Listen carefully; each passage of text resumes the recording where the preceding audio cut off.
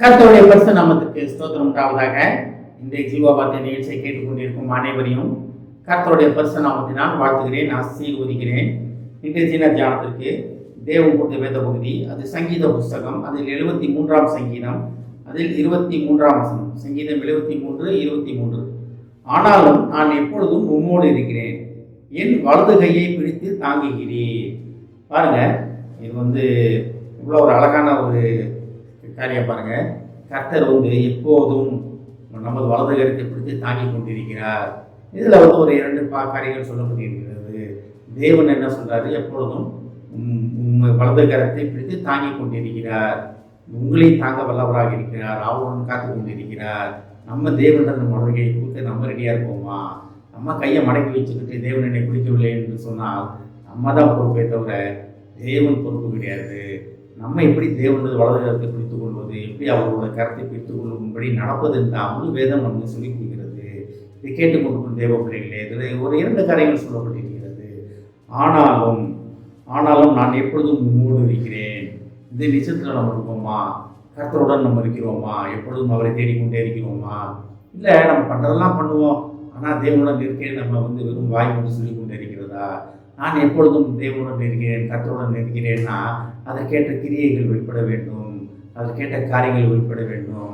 நான் எல்லாம் செய்வேன், எல்லாத்தையும் மாற்றுவேன், எல்லா தப்பும் பண்ணுவேன், எல்லாம் செய்வேன் நான், ஆனால் நான் கர்த்தருடன் இருக்கிறேன்னா அது ரொம்ப நாள் ஓடாது. அதுக்கும் ஒரு நியாயத்திற்கு நாள் உண்டு, அதுக்கும் ஒரு காலம் உண்டு. அப்போ நம்ம கர்த்தருடன் நிற்பதற்காக தேவன் நம்மளை அழைத்து கொண்டிருக்கிறார். நான் எப்பொழுதும் உம்மோடு இருக்கிறேன். இது பார்த்தீங்கன்னா ஆசாபின் சங்கீதம்னு படிக்கிறோம். நம்ம ஆசாப் ராஜா அவங்க எழுதின சங்கீதம், நான் எப்பொழுதும் கர்த்தருடன் இருக்கிறேன். அது எப்படி நம்ம இருக்க முடியும்? அதுதான் வேதம் சொல்லி கொடுக்கிறது. நன்மை செய்தால் சந்தோஷம் அப்படின்றோம். அதே ஒரு சிக்கல் வந்துருச்சுன்னா அதை சரிப்படுத்துவதற்கு நம்ம எப்படி முயற்சிக்கிறோம்? கர்த்தருக்குள் முயற்சிக்கிறோமா, இல்லை நம்ம சுய சிந்தனையில் முயற்சிக்கிறோமா? நம்ம தேவ சிந்தனையிலே நடப்பதற்காக, தேவனுடைய கட்டளையை கேட்டு ஒரு சத்தத்தை கேட்டு நடப்பதற்காக நம்ம அழைக்கப்பட்டிருக்கிறோம். அப்போ நான் எப்பொழுதும் உம்முடன் இருக்கிறேன். அப்போ தேவனுடன் நம்ம எப்பொழுது இருக்கும்போது என் வலது கையை பிடித்து தாங்குகிறேன். அப்போ தேவனுடன் நம்ம இருக்கும்போது தேவன் என்ன செய்கிறாரா? நம்ம வலது கையை பிடித்து தாங்குகிறாரா? நம்ம கால்கள் சறுக்கும்போது தேவனை உமது கரவினை தாங்கிட்டு இந்த சங்கீதத்தில் படிக்கிறோம். அப்போ எப்போ அது தேவன் இருக்கும்போது நம்ம கால்கள் சறுக்கினாலும், நம்ம பாதைகள் சறுக்கினாலும் தேவன் நம்மளை திருப்பி நிலைநிறுத்த வல்லவராக இருக்கிறார். இதுக்காக தான் நம்ம தேவனை இருக்க வேண்டும். தேவன் எப்படி இருக்க வேண்டும் தான் வேதம் நமக்கு சொல்லிக் கொடுக்குறது. நம்ம ஆஃபீஸில் உங்களுக்கு போராட்டம் இருக்கா? வேலை பார்க்குற இடத்துல போராட்டம் இருக்கா? நீங்கள் தொழிலில் போராட்டம் இருக்கா? நீங்கள் செய்கிற காரியங்கள் உங்களுக்கு போராட்டங்கள் இருக்கா? எந்த போராட்டம் இருந்தாலும் பரவாயில்ல, எந்த காரியம் உங்களை கைவிட்டு போயிருந்தாலும் பரவாயில்ல, எந்த இடத்துல நீங்கள் ஏமாற்றப்பட்ட நிலைமையில் நீங்கள் இருந்தாலும் பரவாயில்ல, தேவன் உங்களுக்கு யுத்தம் செய்கிற தேவன் உங்களோட இருக்கிறார். ஆனால் நீங்கள் தேவனுடன் இருக்கிறீங்களா? உண்மையிலே முழு மனதுடன் தேவனுடன் இருக்கிறீங்களா? இதுதான் பிரச்சனை. நமக்கு எல்லாமே வேதம் வாசிக்கணும், எல்லாமே ஆலயத்துக்கு போகிறோம், எல்லாம் பைபிள் படிக்கணும், எல்லாமே செய்கிறோம். ஆனால் உண்மையிலே நம்ம தேவனை தேடுகிற ஜனமா? உண்மையிலே தேவனுடன் இருக்கிறோமா?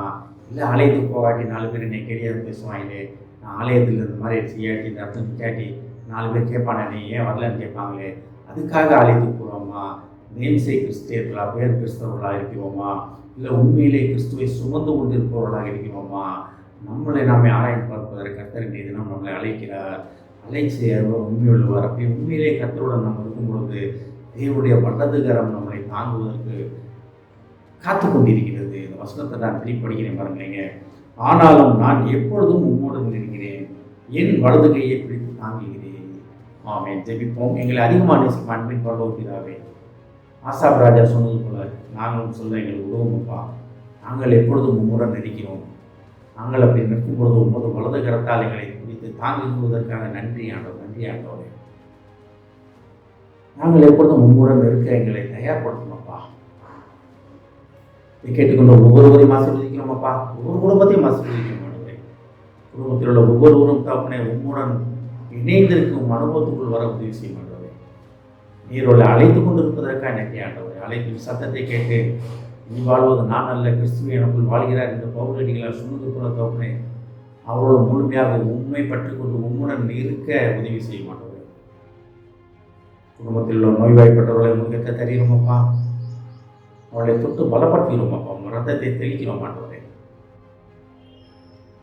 பரிபூர்ண விடுதலை அடைந்து உமது ஆலயத்தை கொண்டு உண்மை துதிக்க உதவி செய்யுமாப்பா. குடும்பத்தில் ஒவ்வொருவரையும் ஆசீர்வதிக்குமாப்பா. இயேசுவின் மூலமாக கேட்கிறேன் நல்ல பிதாவே, ஆமென். கர்த்தர் உங்களை ஆசீர்வதிப்பாராக.